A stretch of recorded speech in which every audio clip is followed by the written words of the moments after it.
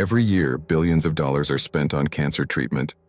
Most therapies stop working, not because the science is wrong, but because the mathematical framework is incomplete. Here is what the biology actually shows. A tumor is not one cell with one identity. It is a population. Thousands of cells, each genetically and phenotypically distinct.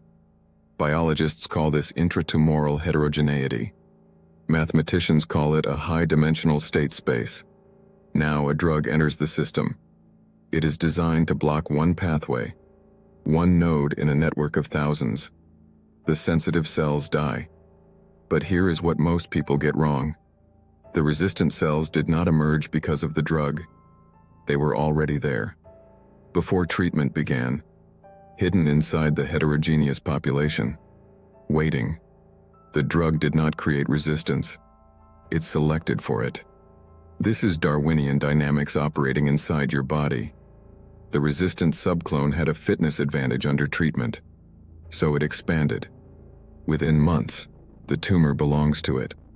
The therapy that produced a complete response in month 1 fails by month 6. This is not bad luck.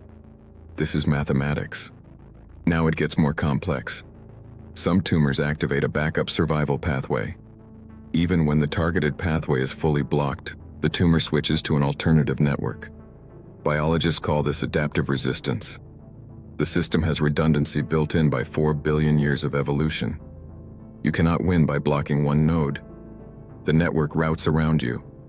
There is a third failure mode that almost nobody talks about: dormancy. Some cancer cells stop dividing entirely. They enter a quiescent state. They become invisible to therapies that target rapidly dividing cells. They sit in the bone marrow, the lung, the liver, waiting for the immune surveillance to weaken, waiting for the microenvironment to shift. Then they reactivate. Years later, sometimes decades later. This is not recurrence. This is resumption. The disease never left. It paused. So why do drugs that cure mice fail in humans? Because the mouse model does not capture this complexity. It does not replicate the heterogeneous population dynamics. It does not model the dormancy state. It does not account for the evolutionary pressure the drug itself creates. The math was solved in a simpler system. But the real system is not simple. Now here is the bridge. These same 3 failure modes exist in your investment portfolio. Your strategy targets one regime, one signal, one factor. The market, like a tumor, is not one thing. It is a population of regimes, heterogeneous, adaptive, capable of dormancy. Your moving average crossover works until the regime shifts. Your factor strategy works until it is arbitraged away. Your momentum signal works until correlation structure changes. The strategy didn't stop working because you were wrong. It stopped working because the system selected against you, just like the tumor selected against the drug.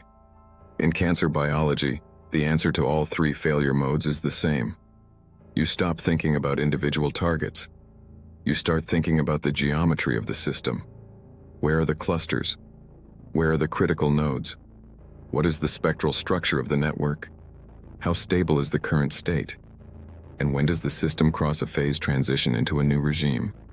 That is what this channel is about. Not price charts, not predictions. The geometry of complex living systems. Applied to markets. Applied to biology. Applied to your decisions. Advanced mathematics for everyone. If you want to see markets and biology the way a computational cancer biologist sees them, subscribe. My books, tools, and free newsletter are linked below. See you in the next video.